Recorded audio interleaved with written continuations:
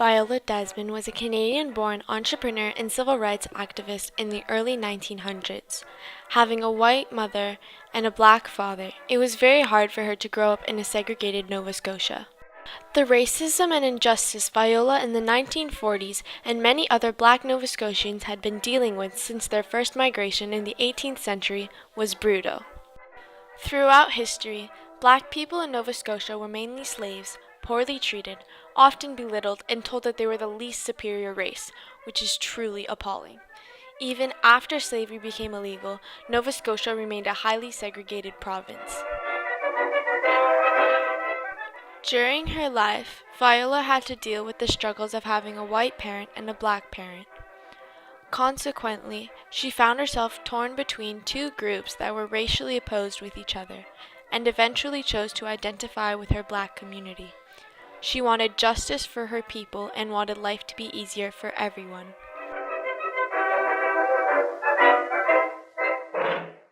Now Viola, growing up in this black community of Halifax, noticed that there was a lack of beauty and hair products for women like her in her hometown. So, she set her eye on making that change. Viola wasn't allowed to go to her local beauty school in Halifax because she wasn't permitted entrance due to the color of her skin. Therefore, she got her beautician training in Atlantic City, Montreal, and New York.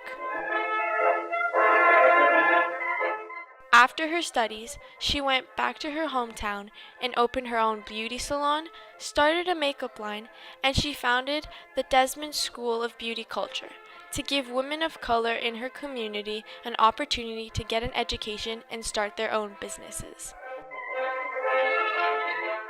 In 1948, one cold November night in New Glasgow, Nova Scotia, Viola's car broke down and was told it was going to take a long time to repair, so she decided to go see a movie at the Roseland Theatre. She asked to purchase a ticket for the main floor area, but was given a balcony ticket, usually reserved for the non-white clients. When she arrived at the main floor to take her seat, the ticket taker refused to let her sit. Thinking this was a misunderstanding, Viola went back to the ticket seller and asked to get a main floor ticket, stating that she would pay the difference if needed. The women behind the counter said, "I can't sell downstairs tickets to you people." Realizing this was about the color of her skin, she walked back into the theater and took a seat on the main floor. Viola was then confronted by the manager, Henry McNeil, and was told he could refuse admissions to any objectionable person.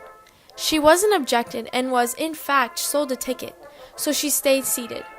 The police were called and Miss Desmond was forcefully escorted out of the theater, suffering an injury to her hip, and was held in jail for 12 hours.